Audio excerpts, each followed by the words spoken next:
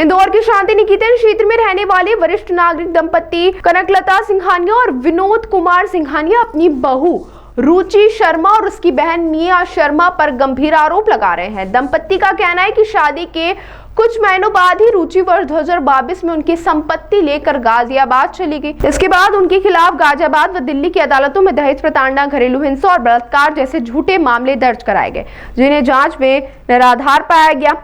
19 अक्टूबर 2025 को रुचि शर्मा पर निजी महिला बाउंसर के साथ घर में जबरन घुसकर मारपीट और अवैध कब्जा करने का आरोप है। 14 दिसंबर को दोबारा मारपीट में हृदय रोग से पीड़ित कनकलता की तबीयत बिगड़ गई और उन्हें आईसीयू में भर्ती करना पड़ा। लसूड़िया थाने में अब तक उस पर 3 एफआईआर दर्ज हो चुकी है और सत्र न्यायालय जमानत याचिका खारिज कर चुका है। तो वही मामले को गंभीर मानते हुए एसडीएम कनाड़िया ने वरिष्ठ नागरिक भरण पोषण अधिनियम के तहत आदेश देकर रुचि शर्मा को 15 दिन में मकान खाली करने के निर्देश दिए। पीड़ित दंपति ने प्रशासन से आदेश के तत्काल पालन और सुरक्षा की मांग की है। सर, ये मामला है कि जो एक मेरे पक्षकार हैं नितेश अग्रवाल, इनका विवाह 2022 में रुचि शर्मा नामक महिला से हुआ था। रुचि शर्मा से शादी करने के उपरांत जब वो इंदौर आई तो इसके बाद में मात्र वो 3 माह अपने पति के साथ रही है। इस दौरान उनके द्वारा यहाँ से 65 लाख रुपए की जो ज्वेलरी थी वो सब चोरी की गई थी। इसके संबंध में जो विनोद जी अग्रवाल है, इनके द्वारा एक प्रथम सूचना रिपोर्ट दर्ज कराई थी जो चोरी की थी, जिसमें मिया शर्मा के साथ संगनमत होकर, जो मिया शर्मा जो है वो रुचि शर्मा की बहन है, इनके खिलाफ एक अपराध पंजीबद्ध हुआ। इसके बाद इनके मैट्रिमोनियल डिस्प्यूट जो चल रहे थे, सब जगह इन्होंने केस लगाए हुए थे। इसके बाद में अचानक से सन 2025 में ये आती है, अपनी जबरदस्ती इनके घर में घुस जाती है। घुसने के बाद में इनकी जो माता है नितेश अग्रवाल की, इनके साथ में वो करती है मारपीट।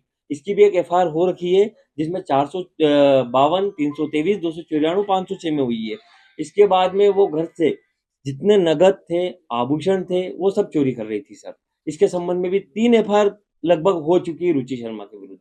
क्या कहना चाहेंगे, किस तरह का चरित्र सामने आ रहा है रुचि शर्मा और मिया शर्मा का? सर, रुचि शर्मा का जो था, जो इनका ये द्वितीय विवाह हुआ है। इससे पूर्व जो प्रथम विवाह हुआ था, जब इनके पति को, जो पूर्व पति थे, इनको पता चला कि यहाँ भी ये सब कर रही है, तो उनके द्वारा इसके संबंध में पूरी जानकारी हमको दी गई थी कि इसके द्वारा पहले भी पॉक्सो 376, 498A, 323, 294, 506 उपरोक्त धाराओं में अपराध पंजीबद्ध कराया था।